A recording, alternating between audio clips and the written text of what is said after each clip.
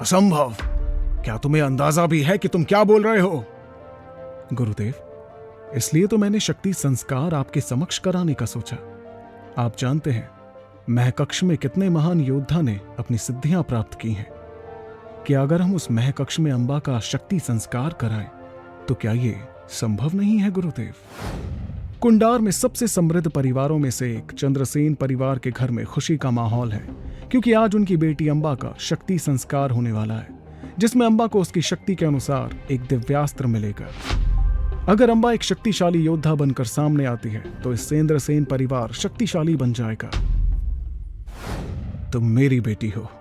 तुम सिर्फ संस्कार को पूरा ही नहीं बल्कि एक उच्च श्रेणी की योद्धा बनकर निकलोगी। मुझे तुम पर पूरा भरोसा है अंबा।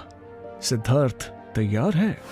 सिद्धार्थ अंबा का बचपन का दोस्त और रक्षक है, लेकिन अब वो उसका मंगेतर भी है।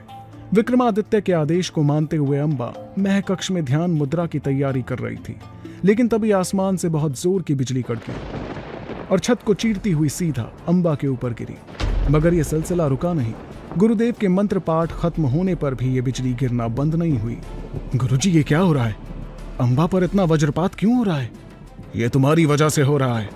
मैंने तुम्हें पहले ही कहा था, पर तुम्हारी जिद के कारण यह बिजली इसके ऊपर ऐसे ही गिरती रहेगी, और अगर ये जल्दी नहीं रुका तो तुम्हारी बेटी की जान चली जाएगी।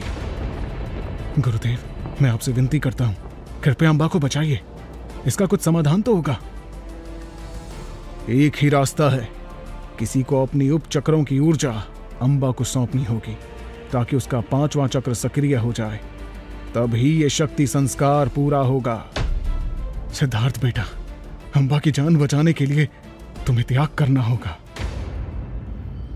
क्या सिद्धार्थ अपने प्यार को बचाने के लिए अपनी जान कुर्बान कर देगा?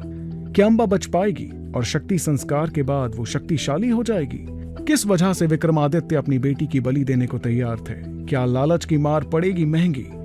सच अभी जानने के लिए टैप प्ले नाउ और सुनिए इंटरेस्टिंग कहानी super Siddharth only on pocket FM।